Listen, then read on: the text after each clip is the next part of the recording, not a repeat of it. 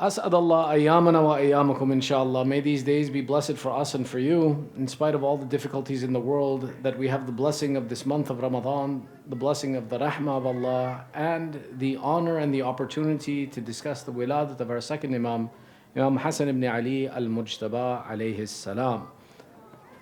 Salawat ala Muhammad wa ali Muhammad. I don't think I'm going to make 20 minutes at this rate. This isn't going to happen. Our discussion for the next 12 nights that we're together is around the answers to contemporary problems in Quran and Hadith of Ahlulbayt, where we'll be discussing some of the issues that we're facing either as parents or children and community members of the Western society, and how Islam provides answers for some of these issues and perspective on how we should be facing the difficulties of day-to-day life. But the initiation to that conversation begins with the mentioning of the wiladat of our second Imam. Our second Imam is someone whose taqdees, whose honor, whose status is explained in at least 3 verses of the Quran. First, the verse that we mentioned, the ayah of Mawaddah, which is a verse that every one of us should know, in which our Prophet explains and he says, the compensation I ask you for this message of Islam is that you show love to my family, and that there is no doubt or uncertainty that the family that's being referred to is the grandson, the daughter, and the children of Rasulullah. The same way the second verse that mentions the azamat and the status and the position of Imam Hassan is known as the ayah of Mubahila. The ayah of Mubahila, again a verse that each of us should know, is where our Prophet is told that if they continue to debate with you, قُلْ تَعَالُوا نَدْعُوا أَبْنَاءَنَا وَأَبْنَاءَكُمْ وَنِسَاءَنَا وَنِسَاءَكُمْ وَأَنفُسَنَا وَأَنفُسَكُمْ ثُمَّ نَبْتَهِلْ وَنَجْعَلَ لَعْنَةُ اللَّهِ عَلَى الْكَاذِبِينَ. This ayah expressly says who are the sons of the Prophet, the women of the Prophet, and the self of the Prophet. There is no other verse that is as clear to who is considered the innermost relationships of Rasulullah. Why? This verse was revealed in the year 9 after Hijrah, where all of the people who were going to be Muslim had accepted Islam. And yet still, in spite of all of these great companions who deserved honor and position, the only ones worthy of being called Abna'ana, our sons, is Imam Hassan and Imam Hussein. The only woman, not the wives, who was considered Nisa'ana was Sayyidah Zahra. And the greatest honor possessed by Ali ibn Abi Talib is that Allah refers to him as Anfusana wa Nafsir Rasul, is Ali ibn Abi Talib and Rasulullah. This verse again shows the azamat and the superiority of the status of Imam Hassan. And the third verse is the one that we all know, which is the ayat of Tathir, in which Allah makes the statement, إِنَّمَا يُرِيدُ اللَّهُ لِيُذْهِبَ عَنْكُمُ الرِّجْسَ أَهْلَ الْبَيْتِ وَيُطَهِّرَكُمْ تَطْهِيرًا. Allahumma salli ala Muhammad. This verse that is occasionally debated amongst people to say who is meant by Ahlul Bayt, because the discussion before it and after it is referring to the wives of the Prophet, is a contemporary discussion. When this statement was revealed and this verse was revealed, there was no doubt it did not include the wives of the Prophet. No doubt. Why? Because wives were never considered Ahlul Bayt. I'm not trying to offend anyone. Let me explain what I mean by that. If you take a look and you see, the mother of Imam Ali is referred to as Fatima bint Asad. She's not called Fatima Zawjati Abi Talib, Ali. She's referred to as Fatima bint Asad. She's known by her father's name. Meaning that in Islam, marriage didn't change which family you came from. So the Ahlul Bayt were only considered those people who shared a blood lineage with you. And if you didn't share a blood lineage with someone, you weren't considered the Ahlul Bayt of those people. So the Ahlul Bayt of Rasulullah, it was never debated or discussed that the wives should be included as the Ahlul Bayt. As a matter of fact, after the revelation of this verse, after years of this verse, there was a man by the name of Ikramah, who was the one who started this debate in society by saying, I argue and say that Ahlul Bayt includes the wives of the Prophet. And it was such a foolish claim that no one would engage with Ikrimah and have this debate with him. They said he's a fool who stands in the market. But someone decided to write it down and people decided to follow it. But the status of Ahlulbayt was always reserved to those who had a blood relationship. And on that basis, we saw that Allah is declaring the azamat of the status of Imam Hassan, Imam Hussein, through the ayah of tathir and purification, saying that Allah has given them such a purification that they are completely absent from any shortcoming or flaw. These give us the explanation that the greatness of Imam Hassan was not something that only relied on his relationship with Rasulullah, rather it was something that Allah had divinely appointed about him. One of the things that we would see is that our Prophet, after establishing the religion of Islam as a government and being the leader of that government, would leave his affairs to play with Imam Hassan and Imam Hussein in the streets. There's one narration that the Prophet is in the middle of a busy conversation, and in the middle of this conversation he sees Imam Hassan playing with other children. He leaves the conversation and he goes to play with Imam Hassan. Now understand something. When Allah talks about Rasulullah, He explains and He says, مَا يَنْتِقُ عَنِ الْحَوَىٰ إِنْ هُوَ إِلَّا وَحْيٌ يُوحَىٰ. That whatever this Prophet does is revelation to him. So the people of the time asked the question, why are you playing with this small child? Is it because you love him, or is it because Allah loves him? And Rasulullah explains and he says, my love for Hassan is because of Allah's love for Hassan. Meaning that my actions are a reflection of what Allah desires for him, and my playing with this child, this grandson of mine, should not be seen as a grandfather and a grandchild, should be seen as the leader and religious guide, giving you an identity of where authority goes after me. What is the position of authority that happens afterwards? The wiladat of Imam Hassan has some significant elements to it today which are still observed until this day. 3 points. Are you guys okay? You're still awake? Sallu ala Muhammad wa ali Muhammad. First and foremost, the birth of Imam Hassan. Allah names Imam Hassan. The explanation goes, Sayyidah Zahra hands the infant who's born to Imam Ali and says, Imam Ali says, Fatima, what do you name him? She says, how can I name him when you haven't named him? Imam Ali takes the child to Rasulullah. Rasulullah asks, what did you name him? Imam Ali replies, how can I name him when you haven't named him? Rasulullah replies, how can I name him when Allah has not yet named him? The name of Imam Hassan is given from Jibreel in that moment, that Allah says that as Ali is to you as Harun was to Musa, therefore the sons of Ali should be named as the sons of Harun were named. And the son of Harun was named Shabbar. Rasulullah replies and he says, but that is in the Assyrian language, that is in their language. We are from the Arab, the name should be in our language. So Jibreel explains and he says, then his name should be Hassan. The first person in the history of this world to be named Hassan is Imam Hassan. No one had this name before. The same is true of Imam Hussein, who was named in a similar fashion. And the same is true about Sayyidah Zainab, who was also named by Allah and not by anyone else. That the naming of a child is something that has some taqdees and honor to it. And it should be with the involvement of those who are the elders that we look up to and those who have an influence over us. Now that doesn't mean that's the only voice that we listen to. The second element about the birth of Imam Hassan, it's narrated that when Rasulullah takes Imam Hassan in his lap for the first time, Imam Hassan is wrapped in a yellow cloth. Rasulullah takes off the yellow cloth and he says, did I not explain to you, when a child is born, only wrap them in white? Till today, it is sunnah and mustahab that when your child is born, you wrap them in a white cloth because of what Rasulullah taught at the birth of Imam Hassan. The third element that we see from his birth is the concept or the rule or the sunnah of the aqiqah. An aqiqah is a sacrifice that's done when a child is born, and it's taken from the sunnah of the birth of Imam Hassan that we saw. That on the 7th day, the head of the infant is shaved, the weight of the hair is given in gold or silver as sadaqah, and the sheep is slaughtered. The sheep that's slaughtered on the 7th day, the ram that's slaughtered, it should either be, for example, 1 ram if it's a girl, usually it's mustahab, and 2 if it's a boy is mustahab. but at least one. And the aqiqah has a dua on it that's recited.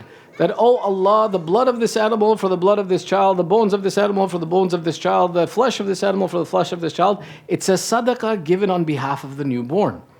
It is something so incredibly mustahab that the narrations explain and the A'immah explain and the scholars explain that if someone didn't do it for you, when you become baligh, you should do it for yourself and have an aqiqah done for you where an animal is slaughtered and given in sadaqah. This practice persists till today, where on the 7th day after a child is born, the aqiqah should be done. Now, historically, it would be that the animal would be split into pieces, and one piece would be given to the midwife, one piece would be given in charity, and one would be used to hold a walima, a dinner in which your family and relatives are invited to eat in celebration. Nowadays, we do it overseas, we have it done in other places, and we simply give the entirety of the animal in sadaqah. And if we wish to hold a walima, which is mustahab, to invite our family to eat at this moment, we do it from other food that we have available. These were 3 practices that continued on from the birth of Imam Hassan till today. The life of Imam Hassan can be split into 3 different discussions. One is the first 7 years that are spent with the Holy Prophet, which are focused on the concept of learning the azamat and the status of Imam Hassan in the religion of Islam. That again, nothing our Prophet did with Imam Hassan was self-directed, it was directed by Allah. The second phase is that phase in the dawr of the imamat of Imam Ali, which lasted for 30 years. That 30 years he spent under the tutelage of his father. Now, one of the misgivings about Imam Hassan is that Imam Hassan was somebody who didn't fight. Actually, Imam Hassan was known for his bravery and was known as a great warrior as well. Do you guys want to hear a story? Yes. All right. Sallu ala Muhammad wa ali Muhammad. We haven't gotten to the topic yet, so if you guys want to stay with me, the salawats are going to count. The Battle of Jamal is one of the demonstrations of the bravery and the shuja'at of Imam Hassan. The Battle of Jamal that takes place in the Khilafat of Imam Ali, at which time roughly Imam Hassan is he's about 35 years old roughly. When the Battle of Jamal takes place, the army standing against Imam Ali doesn't have an alam. Normally what happens, an army holds an alam, and the alam indicates that the army is still standing, and if the alam falls, it means the army has been dissipated. Hence the role of an alamdar was the leader, was the qa'id of the army. However, in the Battle of Jamal, there was a camel that was the leader of the enemy army against Imam Ali. And on that camel, someone was sitting. And the army against Imam Ali used to say, as long as the camel stands, our army stands. So when Imam Ali begins the attack against the army in the Battle of Jamal, he sends Muhammad Hanafiya to go and kill the camel. Muhammad Hanafiya, the son of Imam Ali, is a brave man, known for his bravery. But famously, Muhammad Hanafiya approaches, and what they had done is they had made rings around the camel of soldiers. And they put the best soldiers around the camel so that the camel would stay up and the army would stay moving. Muhammad Hanafiya tries and tries, but he can't break the security around the camel to kill the camel. And eventually, after repeatedly trying, Muhammad Hanafiya comes back to his father and says, I couldn't accomplish this goal. Amir al-Mu'mineen takes the spear from Muhammad Hanafiya and hands it to Imam Hassan and says, Hassan, you go. The description says that Imam Hassan's attack was as if there was nothing around the camel, that he went straight through, and not only did he kill the camel, huwa kan nahara jamal. A camel, because it's a very large animal, when you want to make it dhabiha halal, you don't take a knife and cut across its neck. Rather, you do a nahar. A nahar looks at the base of the long neck of the camel where all of these veins and arteries begin, and you put a sharp knife or a spear at the base of the neck. Imam Hassan breaks through all of the security on his first attempt, goes into the camel and stabs it exactly at the perfect place where the animal is slaughtered in the name of Allah. And he comes back. When he comes back, and he does this so flawlessly and perfectly, he hands the spear back to his father. He says, I have accomplished it. The entire army of Imam Ali, now seeing that the army against them has been broken, the battle is over, they start cheering for Imam Hassan. And the bravery and shuja'at of Imam Hassan is acknowledged by all. The narration is very interesting. It finishes with, Muhammad Hanafiya looks sad. Why? Muhammad Hanafiya is also the son of Imam Ali. He's also known for his bravery. But here he is, he tried to accomplish something and he couldn't, and yet his older brother did it. So Imam Ali comforts him and says, "Oh my son, هذا فرق أنت ابني وهذا ابن الرسول." This is the difference between you being my son and him being the son of Rasulullah. That what you can't do, he can do, and there'll never be a competition between the two of you. Meaning that bravery of Imam Hassan was something that was exceptional, that he broke an entire army with his one attack. It should never be assumed that Imam Hassan wasn't a brave man. Which is why the third dawr, the third period of the life of Imam Hassan that we talk about, is his time period as the Imam. Imam Hassan's imamat lasts for a period of 10 years, the most famous of which is the first 6 months of his imamat. Why? Because when he begins his imamat, he also receives the khilafat as well. So Imam Ali was the Khalifa and he was the Imam, and Imam Hassan became the Khalifa and the Imam. But within 6 months of becoming the Khalifa, at an army face-off with Muawiyah, Imam Hassan signs a treaty and hands over the Khilafat to Muawiyah. And this is the most famous event of the imamat, the 10-year imamat of Imam Hassan. And this is the point of contemporary discussion as well. Imam Hassan and the history of what happens that leads Imam Hassan to abdicate the Khilafat is very thorough and very politically detailed. But the consequence of that was that Imam Hassan signed a treaty where Muawiyah sent a blank piece of paper, said, "Oh Hassan, I will accept any terms you give me the Khilafat, you set the terms." Famously, Imam Hassan sets the terms of what? He says that 1, you will no longer curse my father Ali ibn Abi Talib. 2, those who fought for my father will not be persecuted, and those who supported my father and love us Ahlulbayt will not be persecuted by your government. 3, that you will not appoint a successor, but after you die, the Khilafat returns back to me and my family. And that 4, that the stipends and the money that was being given to all of those who followed my father and were the followers of us, the Ahlul Bayt, will not be removed. The significance of each one of these elements is very critical in saying that this treaty was necessary to exist for the event of Karbala as it took place to be entirely in the favor of Imam Hussein, because he was not fighting for authority. Authority was his right. And it was Yazid who was stealing authority from Ahlul Bayt. Had that not been the case, the argument would have been that Hussein ibn Ali wanted power, and the same way that Muawiyah took power by force, Hussein now looked to take power by force. But this treaty was what proved that authority actually stayed in the hands of Ahlul Bayt after the death of Muawiyah. Here's what's interesting. After the abdication of the Khilafat, it was the Shia who began to abuse Imam Hassan. Famously, after the abdication, giving up of the Khilafat, the Shia, the pious ones, those who are known as the companions of Amir al-Mu'mineen, would go up and say to Imam Hassan, "Assalamu alayka ya mudhill al-mu'mineen." Salam to you, O one who has disgraced the believers. And calling Imam Hassan, the Imam of the time, a disgrace. And some of them Imam Hassan would sit with and correct them and say to them, "I am not the one who disgraced the mu'mineen. I am the one who saved and gave dignity to the mu'mineen." There's a verse of Quran in Surah An-Nisa, verse number 77. In this verse is a description that Imam Baqir ties back to this event. In verse 77, Allah says, "Alam tara ila alladhina qila lahum kuffu aydiyakum وأقيموا الصلاة وآتوا الزكاة فلما كتب عليهم القتال إذا فريق منهم يخشون الناس كخشية الله أو أشد خشية وقالوا ربنا لما كتبت علينا القتال لولا أخرتنا إلى أجل قريب قل متاع الدنيا قليل والآخرة خير لمن اتقى ولا تظلمون فتيلا." This verse, Imam Baqir explains, and he says it's a description of my forefather Imam Hassan.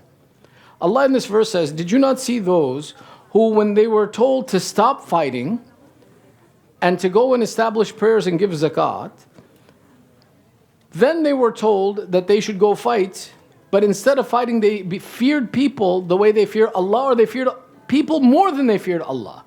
And they complained, Allah, why did you make it mandatory for us to fight? Why didn't you delay the fighting to a later time? And Allah replies and He says, the period of this life is very short and the akhirah is permanent and no one will be dealt unjustly. In the life of Rasulullah, this verse was revealed about the people who didn't want to fight for the Holy Prophet when he was commanding them and wanted to fight when Rasulullah forbade them from fighting. Think of the treaty around the city of Mecca, that there were those who all of a sudden became very brave and said we should go fight when Rasulullah was saying we should conquer the city of Mecca by peace. Imam Baqir explains and he says, this is also true of the life of Imam Hassan and Imam Hussein. That in the dawr of Imam Hassan, he stopped the people from fighting and said, go perform prayers and give zakat. And in the life of Imam Hussein, he said, go fight, and people became afraid of people like they feared Allah or greater in their fear. Meaning they didn't want to fight for Imam Hussein, and they said, Allah, why did you make us fight now? Why didn't you delay the fighting to another time? Why should we fight now? And Imam Baqir says, there's nothing better on this earth that exists between the heavens and the earth except the action of Imam Hassan that saved the religion of Islam. Meaning Imam Hassan's action, and he explains it as he says, I made peace with Muawiyah. Why? I found you people weak. If I would have taken you to the battlefield, the love of Allah and the religion of Islam would have been wiped out from this earth because of your weakness. So I protected you the same way the ship of Nuh protected the believers in his time. I made it possible for you to exist in this earth by making peace with you. The significance in contemporary discussion of how this point in particular relates to things that we're seeing in the world now and how we base our life and our decisions is don't worry about the material impact of the decision you make as long as Allah is pleased with your actions. Many times in society, we look at it and we say that, oh, it was a bad decision, I could have made so much more money, or I could have been so much more successful. But when you look into the affair, you find out I would have had to commit a sin to be able to make that first action. I would have had to violate some of Allah's principles, but in the end it would have worked out. I would have made a lot of money. I'll give you an example. The lottery is $5 billion. I'll give lots of charity when I win the lottery. Lots of charity. I'll be successful. I'm foolish for not playing the lottery because I could win so much money. But if you look at the argument, it says that playing of that lottery is haram, is a sin. Who cares if after that sin I gain a lot of money? I did it by committing a sin. The same concept looks at the reality of Imam Hassan. That he gave up his position for the sake of Islam to ensure that the religion of Allah persisted, regardless of the fact that the people of the time agreed with him or disagreed with him. He wanted to make sure that Allah is pleased. The same is true in our actions in a day-to-day life. Is don't look at and see that does the world consider me intelligent? Does the world consider me smart? Am I a winner according to the material race that man is going through? Instead, look and understand the fact that are my actions appropriate in the eyes of Allah? And if they are appropriate in the eyes of Allah, then I don't need to worry about what the world thinks. This was practically done in the life of Amir al-Mu'mineen. At the death of the second Khalifa, they made a small council. They appointed 7 people, from which was Imam Ali. They said, "Oh Ali, we'll give you the Khilafat now if you accept the Sunnah of the first 2 Khulafa. Agree that they were right to be Khulafa, and we'll give you the Khilafat now." What would have been so bad if Imam Ali had lied to them and said, "Fine, I agree," and then after he became the Khalifa then said, "I disagree"? It could have been done. But the position of Imamat is teaching something, that don't imagine you can do any goodness if that goodness begins with a sin. Don't worry what people think. Worry what Allah thinks. Which is why, when asked about this in other events, Imam Ali would explain and say, if you offered me everything that exists in the heavens and the earth, and I could take control of all of this, and if Imam Ali had control, he would only do justice with it. But he says, if to gain all of this authority, I have to steal or take the chewed up food, piece of barley from the mouth of an ant to do this, I would never do it. Meaning Imam Ali is teaching, the Ahlulbayt are teaching, you can't attain great goodness by committing even a small injustice. Concentrate on making sure that your actions align with justice. And then Allah is the one who will be pleased with you. It doesn't matter if the world follows you or not.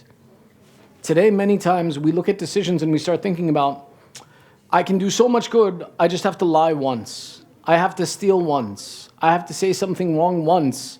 And then I'll do lots of good things. That's not the lesson the Ahlul Bayt gave us. Why? Because material success is not a measure of the favor of Allah. Worldly achievements don't teach us anything about our relationship with Allah. Therefore, don't look at worldly success to measure, am I a good person or not? Allah gives dunya to everybody. Our concern is not dunya. Today, 1400 years later, if we're spending tonight to talk about the biography and the life of Imam Hassan, it's not because he was the Khalifa. It was because his actions were in line with the desire of Allah in every instance. And that's the same thing Allah promises us. If you live your life in accordance to Allah's desire, then Allah will raise your name. Allah will raise your mention. Allah will make sure that you persist. Otherwise, it's all for naught. We raise our hands in dua. نَدْعُوكَ بِاسْمِكَ الْعَظِيمِ الْأَعْظَمِ الْأَعَزِّ الْأَجَلِّ الْأَكْرَمِ 10 times all together, please. Ya Allah, Ya Allah, Ya Allah. Ya Allah, Ya Allah, Ya Allah. Ya Allah, Ya Allah, Ya Allah, Ya Allah. Ya Mahmud بحق محمد. Ya A'la بحق Ali. Ya Fatir السماوات بحق فاطمة. Ya Muhsin بحق الحسن. Ya Qadim al-Ahsan bihaqq al-Hussein. Oh Allah, accept this small ibadat from us. Ya Allah, give the thawab of this mention and this recitation of Quran to our marhameen, the marhameen of all those who are present, all those who have no one to pray for them, and all those who are suffering through this world. Ya Allah, by the right of Imam Hassan al-Mujtaba, the one who is generous, have be generous with us. Fulfill our needs and desires through halal means. Oh Allah, we have gathered here with difficulties, remove our difficulties.